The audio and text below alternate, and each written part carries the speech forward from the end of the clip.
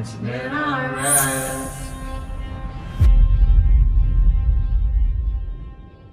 What is up, everybody? Welcome back to the channel. Today we're talking about Die My Love, directed by Lynne Ramsay, starring Robert Pattinson and Jennifer Lawrence, and produced by none other than Jennifer Lawrence herself and Martin Scorsese.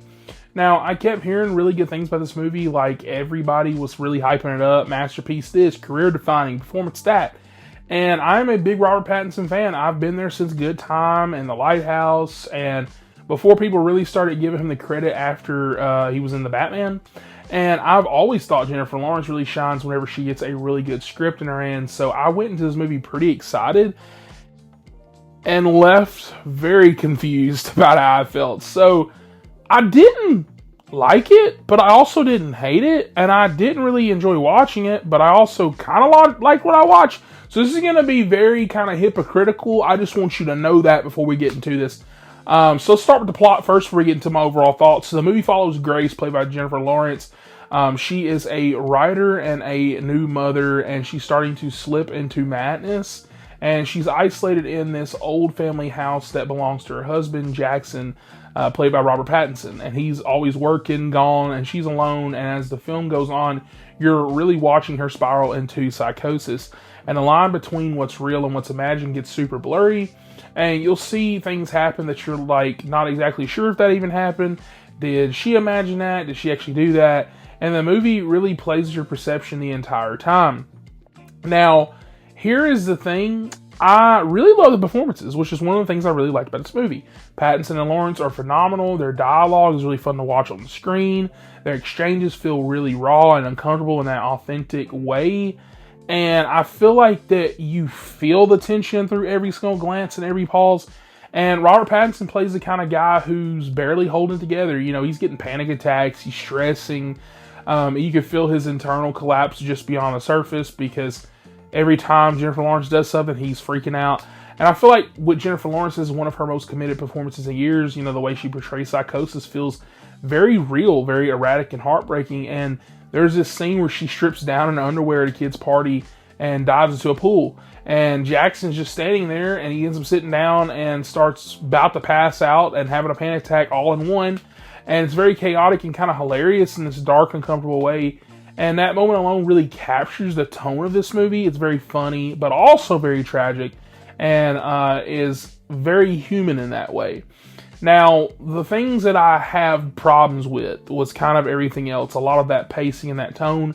The movie is like 2 hours, and I feel like it feels like it's 3. And I don't say that as like an insult to slow cinema.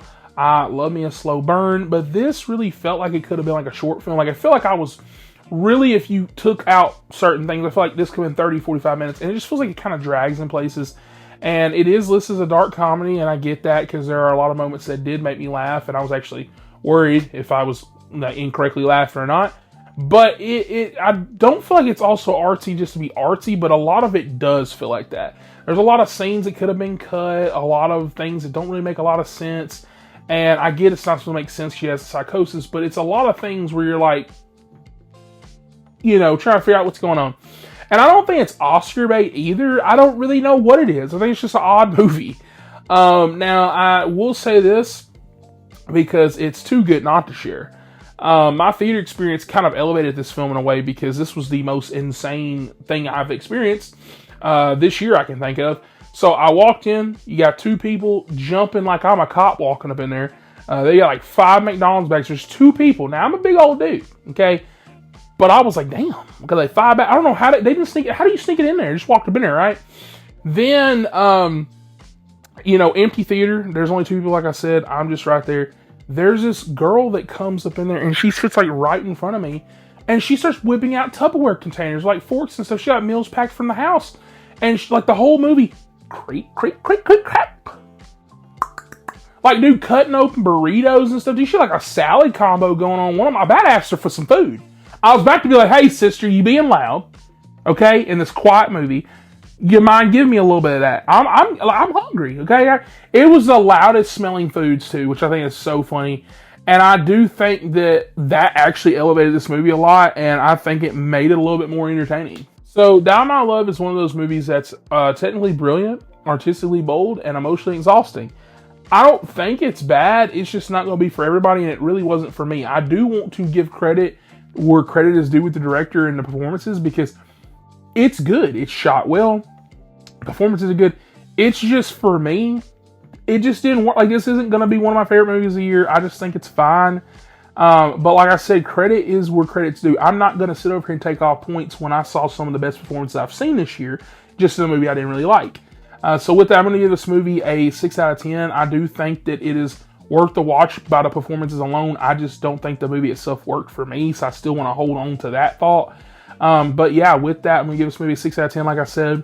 Comment down below, let me know your thoughts on this movie. Do you agree? Do you disagree? Did you love it? Did you not? I'm seeing a little mixed reactions online, so since I'm not alone, and with that, like, subscribe for more, and I'll catch you guys on the next one.